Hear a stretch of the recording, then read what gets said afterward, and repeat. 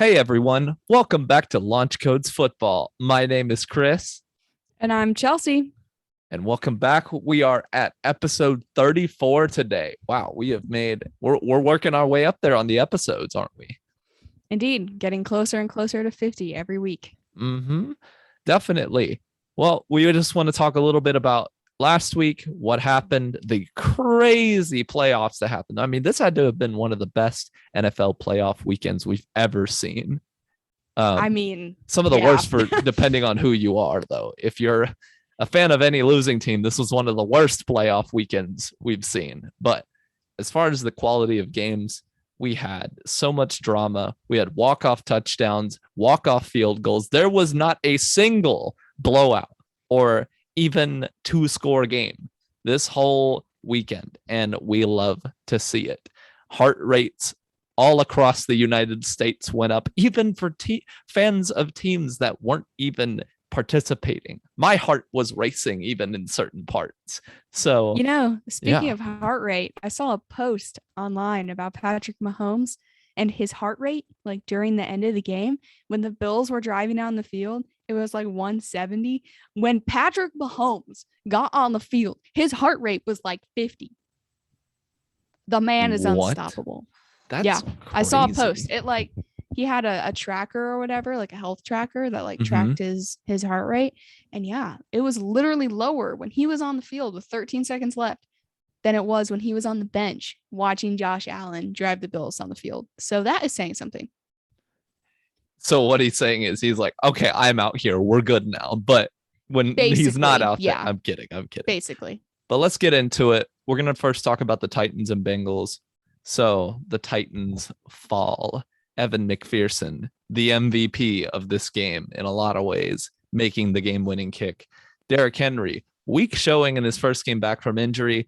It kind of makes sense. I mean, he did basically come back from rehab and IR just to play in this game, in a very tough game. And that's not me blaming him, by the way. That's just me acknowledging the fact that everyone expected him to come back and dominate because he's Derrick Henry, and he didn't. Which, I mean, it's very rare that players come back from a serious injury and dominate their first game.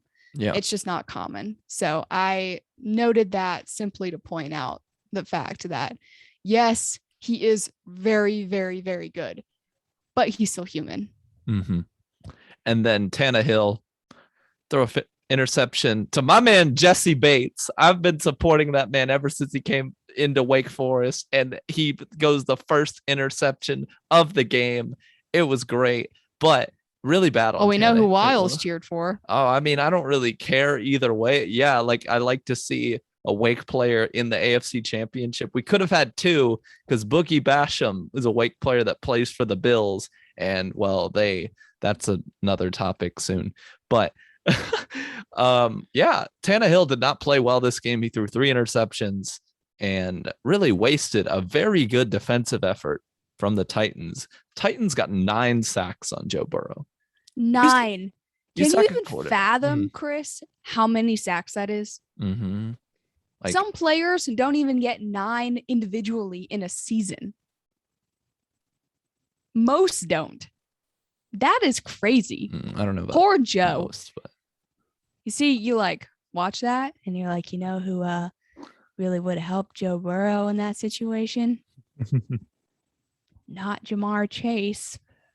But if there is anyone in America who doubts the fact that the Bengals should not have taken Jamar Chase at this point, they're just ignorant, because the dude is unarguably Rookie of the Year. So, yeah, I mean, honestly, Jamar Chase has been huge for that offense. I mean, yes, Joe Burrow is getting beat up bad back there. And next year, they have to address it if they're going to continue to keep Joe Burrow playing at a high level. They can maybe get away with it in his second year, but they cannot keep getting away with it for a long time.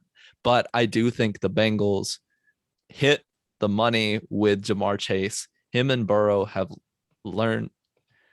They've gotten their chemistry. They've already had it beforehand. I mean, honestly, they've had it for years already. Yeah. And, it's not just him. Of course, they have other weapons on offense, but honestly, the Bengals are just a really nice feel-good story, in my opinion. It's been so long since they've really done anything And it makes me happy to see them win. Yeah, Titans fans, this is a big disappointment. You had the number 1 seed. It wasn't good. Chelsea is, visually booing right now, giving a big thumbs down. Oh, no, she changed it. Never mind. She clickbaited us. But yeah, I don't know. This game was really cool to see, the Bengals actually win. But man, this one had to have hurt for the Titans fans. I mean, this game, outside of the fact that it was a Titans, was just nice to see a game that was not the same teams that we've been accustomed to seeing over the last 5 years. Like, yeah, the Titans have been in the playoffs, but for the most part, they haven't. I don't think they have been the 1 seed in the last 5 years outside of this year, if I'm remembering correctly. Now, call me out on it if I'm wrong, but I'm pretty sure that they weren't. So normally the Titans don't make it this far. So it was just nice to see a matchup that didn't have like the Steelers or the Patriots or any of the teams that we've seen since basically year 2000. It was just nice to see something different. The Bengals are a good team. They are. And I think that you could argue that their offense is basically the way that it could be for the next who knows how many years outside of the O-line. I mean, you have your quarterback, you have Joe Mixon, who had a chronically underrated year. He had over 1,000 yards rushing. You have arguably one of the strongest wide receiver cores in the league. And then you have a solid tight end. I mean, you could probably upgrade at tight end, but really outside of that on offense, really the only need that is drastic is your O-line. The Bengals could literally take O-linemen their first 3 picks of the draft. I can agree. I think if they fix that O-line, they're an even more serious championship contender.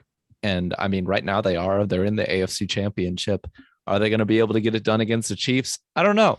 I mean, honestly, the Chiefs love to give their fans a heart attack. So I don't think it'll actually be a blowout, but we'll kind of get into that later. I don't think it'll be a blowout either. Yeah. I think it'll be a good game. But yeah, so kind of going to our next game, we've got Aaron Rodgers losing to the 49ers. I mean, I know it's the Green Bay Packers. It's not just one player for those who are going to get mad at me saying that. I know that. But Aaron Rodgers is now 0-4 against the 49ers in his playoff career. He cannot beat the 49ers. I don't know what it is. And let's be honest, the 49ers didn't even play that great of a game offensively at all. They didn't. Jimmy Garoppolo is, I know a lot of people saying he's terrible. He's not playing very well. I'll admit I think he is injured. Like his throwing arm is hurt. His thumb, or my bad. Yeah, so his right thumb on his throwing hand. So I do understand like that's going to make it harder on him. Like, of course, but credit to the 49ers special teams for really coming in clutch and getting that big touchdown to tie the game. And I mean, I don't know, this game was just kind of wild. I really thought Green Bay would have the advantage here. They're playing at Lambeau. It's super cold and snowy. Like San Francisco, it's sunny there. You think like they don't practice in that, but they came out, they played a gritty game. They played hard defense and they came out and pulled like one of the upsets of the whole year. I mean, honestly, so props to them for that. But this is a bad loss for Green Bay. I'm sorry. Like if you wanted to win a championship, you had to win this one because you're losing a lot of guys next year. Probably. So you want an obscure Aaron Rodgers stat? Per NFL on CBS on Twitter. With his 0-4 record against the 49ers, Aaron Rodgers now has the most playoff losses versus a single opponent in NFL history. Wow. That's tough. That is tough. All of these games were really good games, and all of the fan bases that had losses had really hard losses. Mm-hmm. But I think that this was the worst one, in my opinion. Yeah. Like the Bills-Chiefs game, everyone knew that was going to be a shootout. Like the Bucks-Rams game, they're both really good. Everyone knew it was going to be close, right? Even the Bengals-Titans game, the Titans were notoriously not a strong 1 seed, so it wouldn't have surprised people if they came out and blew it. But I know very few people who pick the 49ers to win this game. I mean, you're the 49ers. You're playing at Lambeau in the snow in January with Aaron Rodgers and arguably the best team this year across the board. With, they had a lot of their starters out too, especially on defense. They had like 2 or 3 starters that were out on defense for the vast majority of the year, and they got most of them back for this game. And they still blew it. Like, I don't know what the Packers' deal is. I don't know if it has to do with LaFleur. I don't know if it has to do with Aaron Rodgers. I don't know if you can pin it squarely on their special teams coach and just, leave it at that. But if you're a Packers fan, this sucks. Like, this is awful. You let an average quarterback come in to your home field in a snowstorm, and he's from California, and they beat you. That's just sad. Yeah. There's really no other way to put it. I mean, Aaron Rodgers, all Aaron Rodgers had to do was perform in this game, right? That's all he had to do. And it's not like he did bad. I mean, he was 20 of 29 for 225 yards.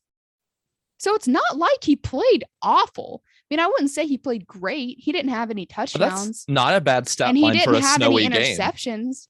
But getting 225 passing yards in a snow game, like, that's not bad. So all of these like meme accounts on like Instagram and Twitter and stuff that are like squarely pinning it on Aaron Rodgers and naturally bringing up Aaron Rodgers' interview for when he got drafted about how the 49ers were going to regret not taking him and how they clearly haven't because he's never beaten them in the playoffs. Like, that's not a bad stat line when you're literally playing in a blizzard. Most teams wouldn't even attempt 30 passes in a blizzard. I mean, if you scroll down and you look at their running game, Aaron Jones had 41 yards, A.J. Dillon had 25 yards, and they had a receiver who had 1 carry for 1 yard. So they didn't even have 100 rushing yards, which is what you need in a snow game. At least, stereotypically speaking, that's how you win snow games and rain games. I mean, think back to when the Patriots were playing against the Bills in the wind. Mac Jones threw it 5 times. Now, obviously, Mac Jones is a rookie and hasn't been in the league for 16 years, similar to what Aaron Rodgers has been. But I mean, all these people that are blaming it on Aaron Rodgers, like, yes, they should have scored more points, but also it's a snow game. Like, what do you expect? A 30-point game? Yeah. Obviously not excusing Rodgers because he should have had at least a touchdown or 2 with that many passing yards. So it's obviously partially his fault. But I mean, dude, that's tough. And I mean, on the same side other side of the coin, I mean, you look at Jimmy Garoppolo, he was 11 of 19 for 131 yards and an interception. If all you saw were his stats and Aaron Rodgers' stats, I guarantee you that the vast majority of people would not say that Jimmy Garoppolo was on the team that won. Because those sound like snow stats to me. Not that many passes, not that many yards, a turnover. And I mean, even their rushing game, I mean, yeah, they were a little better. Elijah Mitchell had 53 yards, Samuel had 39, and Juszczyk had 14. But even still, that's not overwhelming. Like, it's better, but it's not overwhelming. It really just came down to the special teams, if we're being honest. I don't think anyone thought that this game was going to be a high-scoring shootout when it was in a blizzard. They had to scrape the field every time out, but dang, I mean, if you're Aaron Rodgers, you're like just feeling good about playing for the Packers again. You went through all that drama. Now you're finally feeling good. And then this happens. I mean, if you're Aaron Rodgers, what are you thinking? I have been with this team my entire career. This is arguably the best team that I have had in my career. And we lose in a snow game. Yep. Like, now, people are going to bring up the fact that Aaron Rodgers is notoriously bad in the playoffs, that he just kind of seems to underperform in every playoff game, which, I mean, you look at the stats don't lie. Like, he has not been amazing in the playoffs. But to squarely pin the blame on Aaron Rodgers for this game, I think is just a little bit of an exaggeration because the dude put up yards. He put up completions. I mean, the rest of the team has to follow through. Yep. Like, Aaron Rodgers cannot carry the whole team in a snow game. Best on a regular game can't get blocked. Right. In a regular game, can Aaron Rodgers throw 40 times for 4 touchdowns in a, game in September? Obviously, he can carry in that. But a snow game's just different. And like, yeah, I know he's played there for his whole career and he's played in snow games his whole career, but even still, like the whole team had to show up and get off the plane. And it just appeared that the special teams just chose to nap through the game, I guess, because that was rough. That was a rough outing right there. Well, there you have it.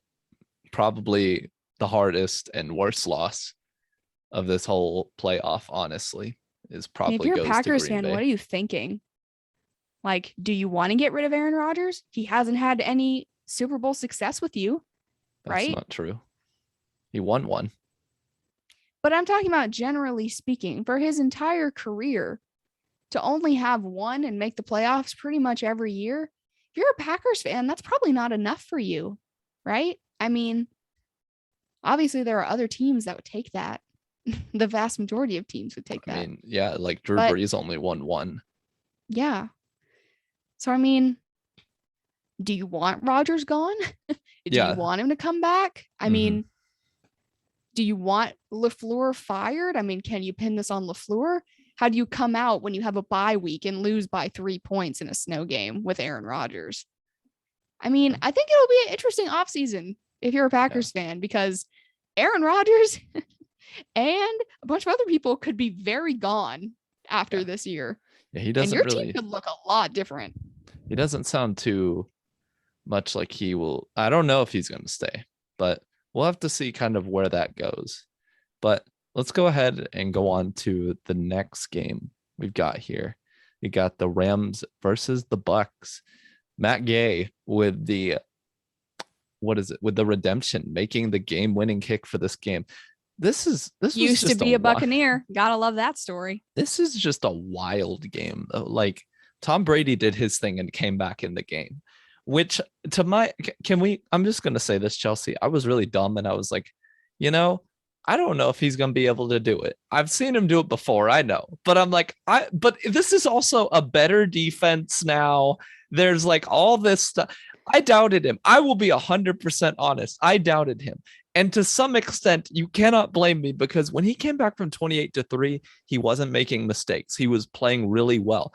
I'm sorry. In this game, he was making mistakes even during the comeback, or like he was like making bad throws or questionable throws, missing Scotty Miller wide open. I'm like, what the heck is Brady doing? And then he throws a big touchdown to Mike Evans, and I'm like, oh my gosh, they're coming back. And then I see the fumble by Cam Akers, which, he is, that man better like pay Matt Stafford. I don't know, take him out to some dinner or something, him and Cooper Kupp, and Matt Gay, because I'm going to be real. If they lost this game, man, people would blame Cam Akers hard for this loss.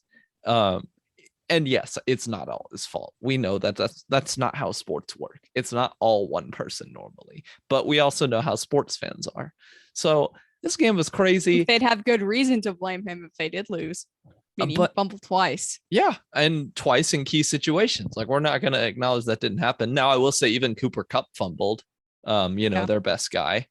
And that weird snap to like the fifth. This game was just crazy. It was fun to watch, though, I got to say. And honestly, huge props to Matt Stafford. The man said before this season, he was asked, like, what is it you want out of this season? He's like, I want to be in a situation, in a big game, a playoff game, where I have, like, it's time to make the big time throw, to make the big time play. And if you think about it, Matt Stafford has only had like one playoff game before this. It was one game with the Lions against the Cowboys that they lost.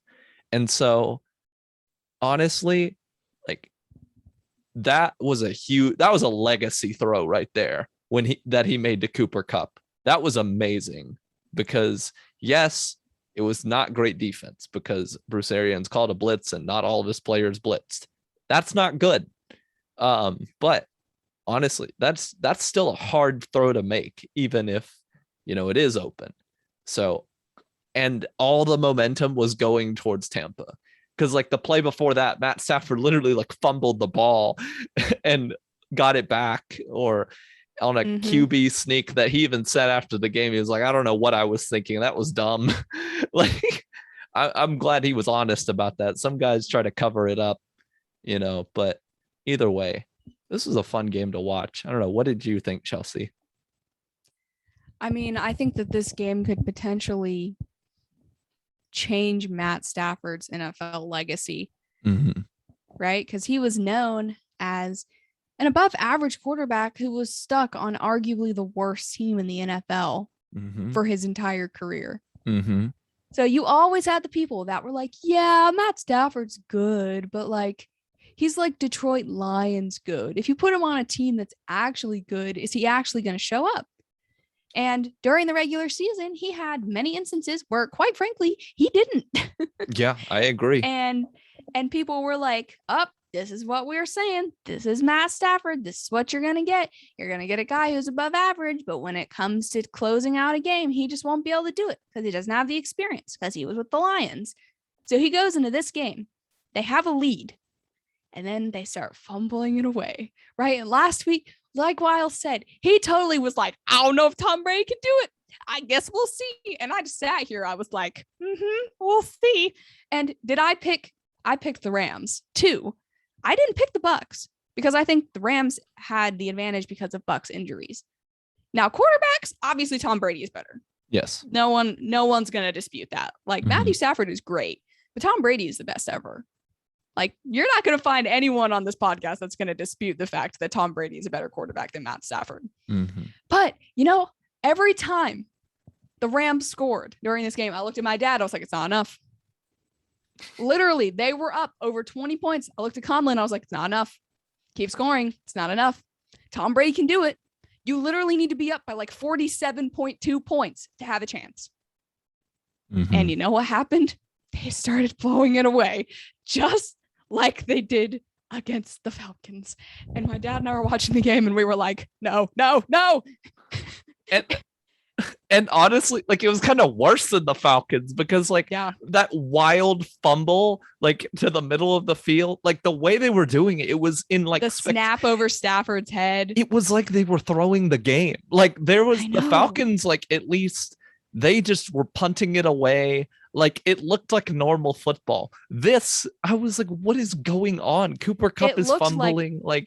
Did they grease the ball? Like what is it? Looked like a nuclear meltdown. Grease and gate? I was watching it and I just looked at my dad. I was like, Dad, this cannot be happening right now. This can't. We've already been through this once. It can't happen again. And then it started happening. They scored and we were like, oh, it's fine. It's only one score. And then they scored again and we were like, still fine. Don't worry. Then they scored again. We're like, okay, we're in danger zone, right? But Matt Stafford did not back down to Tom Brady. Tom Brady stood up right in front of him and put his face in Matt Stafford's face and said, try me. And you know what Matt Stafford said? He said, okay. And he did. And he did what it took to win the game when it mattered. And I think that is awesome because I love when NFL players prove people wrong, even if it's me. I love when that happens. And I love Matt Stafford going out there and saying, you know what? This is my game. We're going to win. Now, obviously, it helps when you have the unarguably best wide receiver on your team. That obviously is an advantage.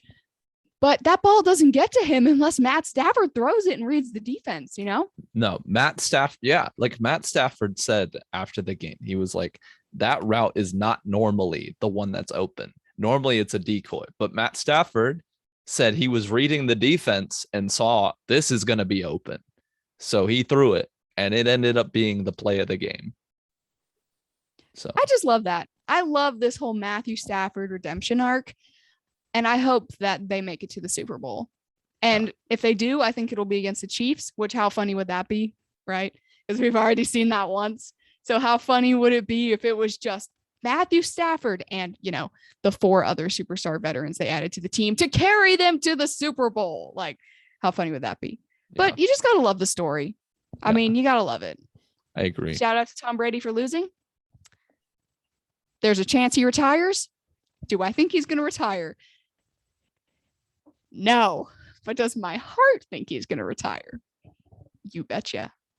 Look, I don't think he'll go out like that. There is no way Tom Brady wants to leave the league losing. He said in an interview that if he retired in this moment, that he would be proud and satisfied of what he accomplished. Yeah, he should. And I was like, proud with a loss? Okay.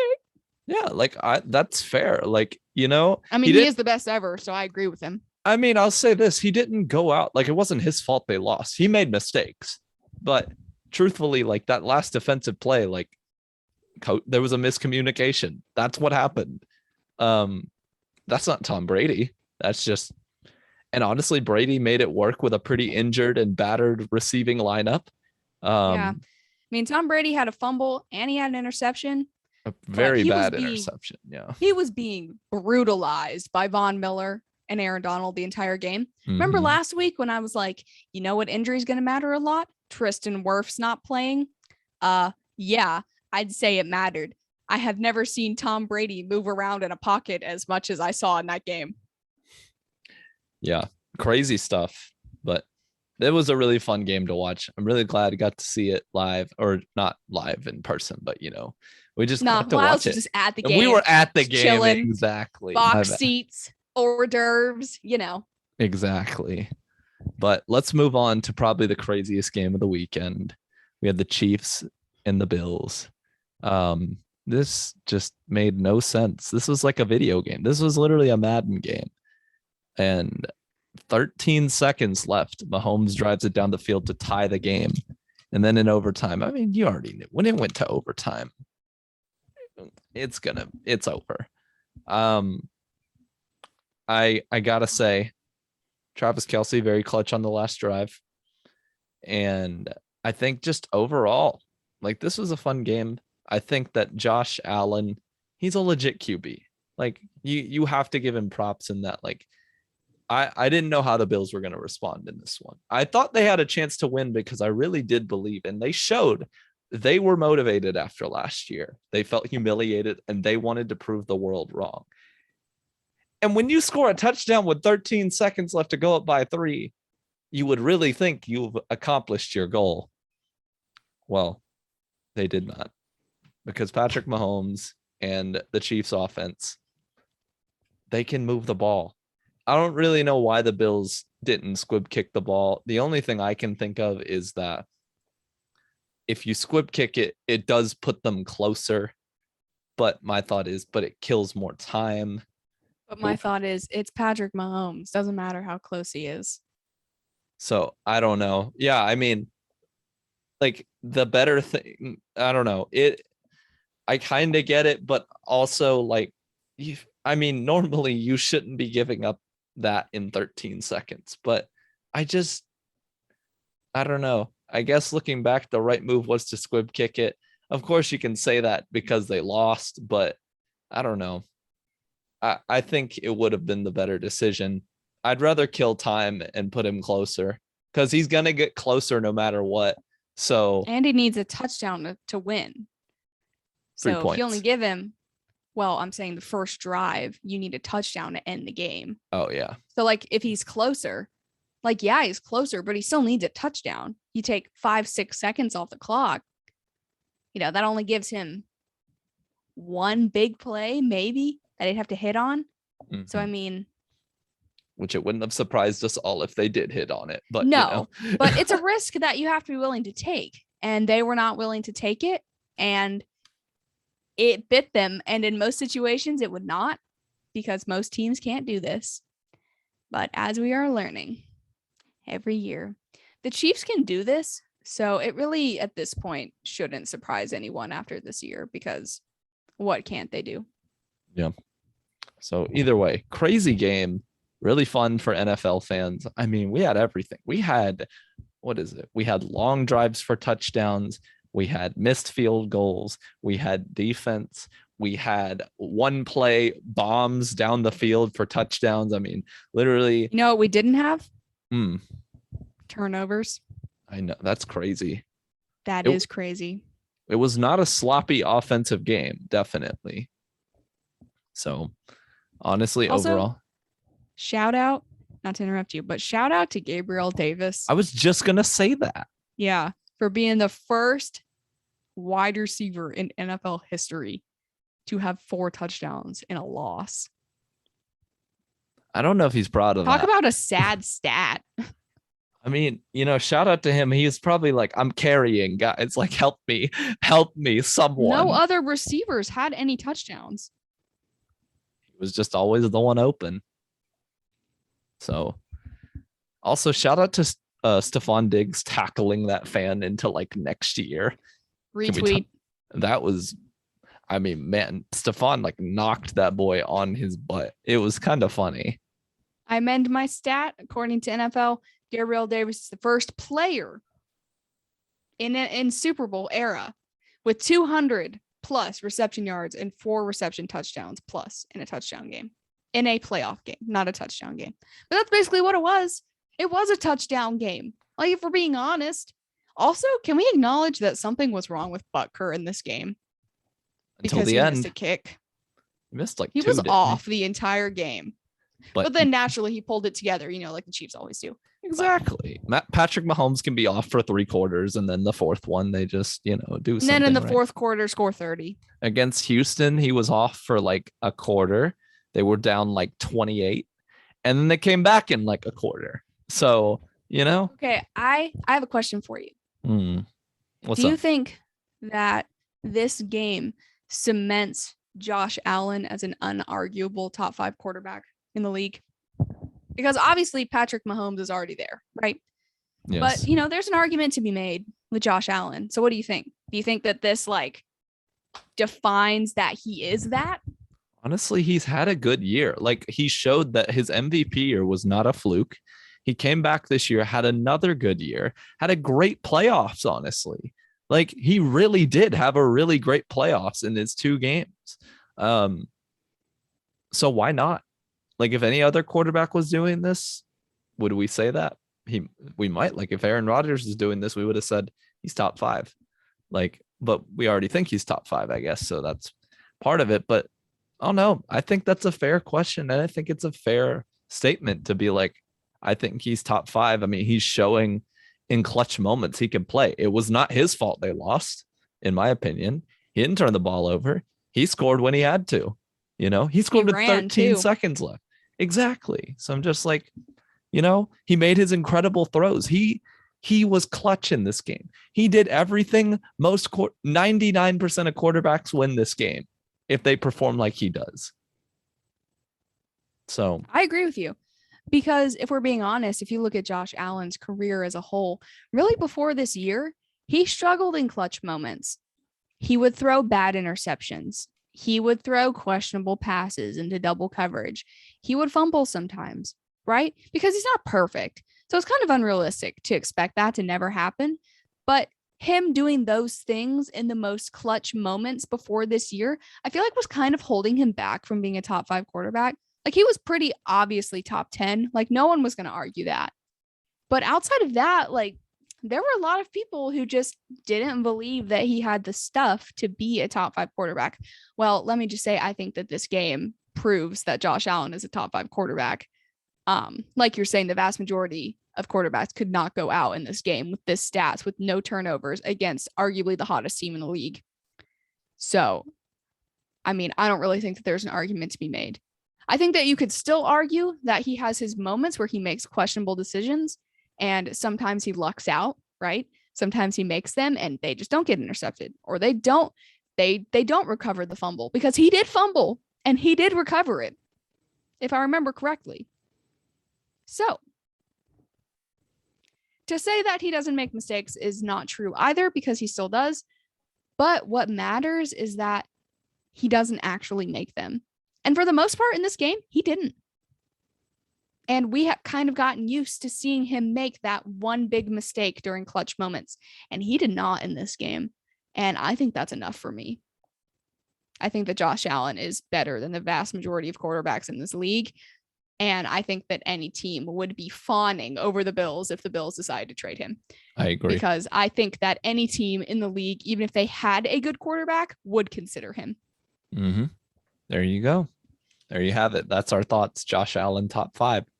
So All right. Now that we've kind of went along with that, let's move on to our game picks for next week. So we've got the AFC and NFC Championship. These are some of the biggest games of the whole year, only second to the Super Bowl. And I think it'll be a fun one. So we've got the Bengals at the Chiefs. I'm going to go with the Chiefs. Although I do think the Bengals will put up a good game. And I do wonder, are the Chiefs? That was a very tough emotional game last week. Are they going to be able to kind of get past that? But then again, for the Bengals, they had a tough emotional game the last week too. So it's like, is it, I don't know. Is it really any different for either of these two? Who knows? So, I mean, that is one thing about these playoffs. All four of these teams have had tough, emotional, hard-fought wins. So both of them might be struggling from hangover, or both of these matchups could have that. Who knows? But it's also a conference championship. And when you're in the playoffs, every game is a big emotional win. So I'm going to go with the Chiefs on this. They've got more experience. The Bengals have had a great run. And man, I feel really bad. I've picked against the Bengals every time. Like I've picked against them this whole playoffs, but like, I don't see them beating the Chiefs. I didn't see them beating the Titans. So, I mean, I guess anything can happen, but I'm going to pick the Chiefs on this one due to their Super Bowl and experience, playoff experience. That guy who's behind center. Yeah. Yeah, let me just say this playoff week made up for the previous playoff weeks this year that were really boring. Like the divisional round was not boring at all. The wild card round, I would say probably 4 of 6 games were boring. So shout out to this week for not being boring. As for next week, man, I want to pick the Bengals, but I can't pick against Mahomes. Like, don't get me wrong, Joe Burrow is great. Does he still turn the ball over too much? Yes, especially in the regular season. But I think that he can clean that up. I think that the Bengals are going to be a Super Bowl threat. If they build up that O-line and continue to build their defense, that they're going to be a Super Bowl threat for the foreseeable future because they are clearly very talented. So to say that they aren't, I mean, I think there's just too much evidence pointing to the fact that they will be a threat. But at Arrowhead against Mahomes, I want to pick the Bengals, but I can't. I can't pick against Mahomes at Arrowhead in the conference championship. I can't do it. And obviously, the Chiefs don't have as prolific of a pass rush as the Titans did. I don't anticipate the Chiefs getting 9 sacks against the Bengals. But they do have Chris Jones. I mean, they have some pieces on that line that are really good that I think could really get to Joe Burrow. Like I said, if the Bengals win, I will be over the moon because I would love to see the Bengals win the Super Bowl. I think that would be totally awesome. I would totally go out and buy like a Super Bowl Bengals shirt because that would just be so cool. Like, what a feel-good story. But I can't do it. I got to go with the Chiefs. I can't do it. There you have it. It would be something to see the Bengals win it. I hope they win. I hope that I'm wrong. But unfortunately, I don't think I'm going to be. And I don't think Chris is going to be either. All right. Next, I think it'll be close, though. Next, we got the 49ers at Rams. I'm going to go with the Rams. Big emotional win last week. Same thing for the 49ers. But I think they're the better team overall. They have... Honestly, though, the 49ers defense has been on fire recently. And the Rams offense has been inconsistent. Like that last game, for some reason, Sean McVay went away completely from the deep ball. Like, I mean, yes, they were turning it over a lot. So like maybe that definitely like hindered his game plan. But I'm also like McVay. It was working all game. Literally, that's how you got up 27-3. And then he just stopped. He stopped going for it. He stopped, I don't know. He stopped throwing it deep. And then what happened on the last drive when they threw it deep? They scored. They scored and Cooper Kupp was open. I'm just saying. McVay, he got away with it this time, though. So I'm going to go with the Rams, though, on this. This will be a tough game, though. This is going to be a gritty one, I think. I don't know if it'll be pretty. I don't know what's going to happen. The 49ers could lose in a blowout, but also they just find a way to stick themselves in the game. They don't play. The thing about the 49ers is they don't play pretty. They don't play like, oh, wow, it looks so spectacular. They play gritty. They run the ball. They run with Deebo Samuel. They do everything with Deebo Samuel. They play hard defense, and they get what they need to win. And I'm like, I respect you guys. But like, dang, how are you making it this far? But either way, this is an indoor stadium in LA, so there is no chance of snow or weather to affect this game. I think the Rams probably will learn from their coaching mistakes of last game and hopefully from the Cowboys game. Hopefully somebody's watched that and been like, we're not doing that. But overall, I think the Rams will take this one, although I think the 49ers, they just make people play ugly. You don't sound overly confident. I'm sorry. It's because the 49ers make every team play like ugly. And like, again, think about the Cowboys' vaunted offense. Literally, it looked terrible. Green Bay, vaunted offense. It also looked terrible. I'm like, you've got a point. The 49ers make people play ugly. The question is, who can deal with it better in this game? Yeah. I mean, I'm with you. I am going to pick the Rams too. The argument that I've seen from 49ers fans, they will all acknowledge that Jimmy G is mediocre. All of them. Mm-hmm. At least the vast majority that I see will be like, is he mediocre? They'll be like, oh yeah, absolutely. But the argument that they have is that he wins them games. And if you're mediocre, but you're still winning games, it doesn't matter that you're mediocre. That's true. So, I mean, they have a point. Mm-hmm. Obviously, I think that Matt Stafford is better than Jimmy G. So I think they have the advantage. And I think that the Rams are a better team than the 49ers. And the Rams are at home. But you know what LA is pretty close to? San Francisco. You know what San Francisco fans call LA? San Francisco South. So I expect to see a massive amount of 49ers fans at this game.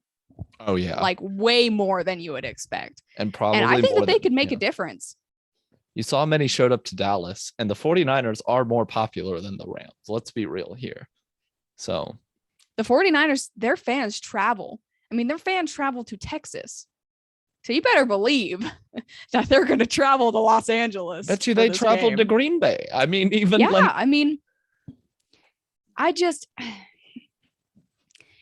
a point. I mean, the 49ers, they play ugly. They make everyone play ugly. It's just their play style. It's just how they roll. And it's not even that I think that the Rams can play ugly. I just think that they can outscore them. I think that if the Rams get like a 17-point lead, that the 49ers just can't come back. Because the 49ers are a run-based offense. If they are going to win this game, they have to hold the Rams to field goals and they have to run the ball. That's how they're going to win, because that's the kind of offense that they are. It's kind of like how the Colts were. You ran with Jonathan Taylor, you held the defense, you gave up all the yards you wanted on defense, but you held them to field goals and you ran the ball. And if you did that, we won the vast majority of the games where we did that. That's how the 49ers are. So, yeah, like I said, if they can keep this game close, they have a legitimate shot. But if the 49ers get out to some big lead, like they did against the Bucs, I do not foresee the 49ers being able to come back against that, just like the Bucs did, because their offense simply isn't built to do that. Mm-hmm. So I'm going to pick the Rams, but can we just take a second and imagine if the Super Bowl was the Bengals and 49ers? Can we just take a moment? That'd be so much fun. That would be awesome. We finally get just something wildly different. And that's what, like, I would rather, if I'm being totally honest, I would rather see a Bengals 49ers Super Bowl than a Chiefs Rams, because we've already seen that. Like, give me something new. I've been dealing with Tom Brady my whole life. All I've seen is the Patriots and the Bucks, and then the Rams are good, and then the Chiefs get Patrick Mahomes, and they're like, oh, we don't know if we'll be good. We'll sit him for a year, and then he comes out and it's like the greatest ever outside of Tom Brady and Peyton Manning, and not the greatest ever, but the greatest when he starts playing. He's like the best. I was like, oh, give me something new, like make the Jets be like the best team in the league and have them go to the Super Bowl against someone really bad. Whoa, you are asking for a lot. Dude, can we have like a Jets Bears Super Bowl? So anyways, I think the episode should end here now because I think Chelsea has officially lost her all football sense. Hey, I'm just saying, Zach Wilson, Justin Fields, Super Bowl. I mean, you know what? Anything can happen in this league. So I'm not going to put it past. Aren't you just so sick of seeing the same things over and over and over? Like, give me something fun and new and exciting. Do I think it will happen this year? No. But do I want it to happen? Yes. You just want to see chaos, and I kind of respect that. I mean, that's what this year has been. So really, I've kind of gotten my wish already. There you go. Well, I think that's all we got for today's episode. So Chelsea, you want to close us out here? Yep. Thanks for listening, guys. Tune back in next week for more content. In the meantime, follow us on Twitter at _LCFootball_ and on Instagram, Facebook, and YouTube at LaunchCodesFootball. I'm Chelsea. And I'm Chris. And we'll see you next week. See ya. Bye.